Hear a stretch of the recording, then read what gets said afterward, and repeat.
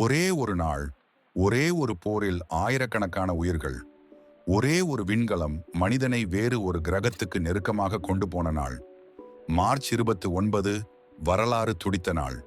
வீடியோக்குள்ள போறதுக்கு முன்னாடி நம்ம சேனலை சப்ஸ்கிரைப் செய்ய மறக்காதீங்க.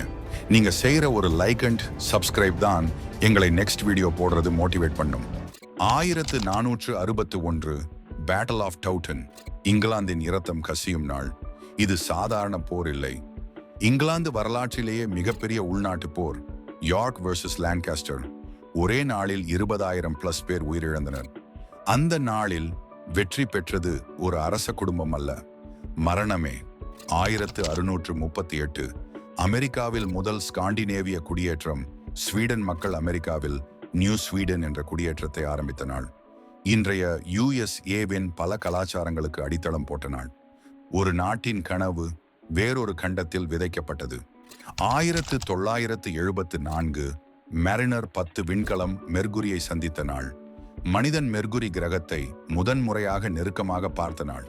விண்வெளி வரலாற்றில் ஒரு பெரிய மைல்கல். அன்று மனிதன் பூமியை விட்டு மற்றொரு உலகை தொட்டான்.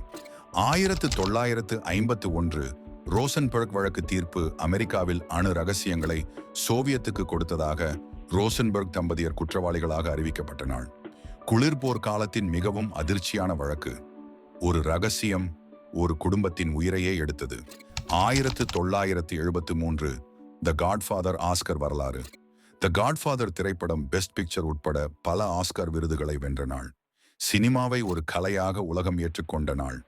இது படம் இல்லை, ஒரு சினிமா புரட்சி. ஒரே தேதி, போர், விண்வெளி, அரசியல், சினிமா எல்லாம் ஒன்றாக நடந்த நாள். மார்ச் 29. இந்த வீடியோ பிடிச்சிருந்தா லைக் பண்ணுங்க, ஷேர் பண்ணுங்க, சப்ஸ்கிரைப் பண்ண மறக்காதீங்க. நாளை இன்னொரு நாள் இன்னொரு வரலாறு நிகழ்வுடன் சந்திப்போம். நன்றி.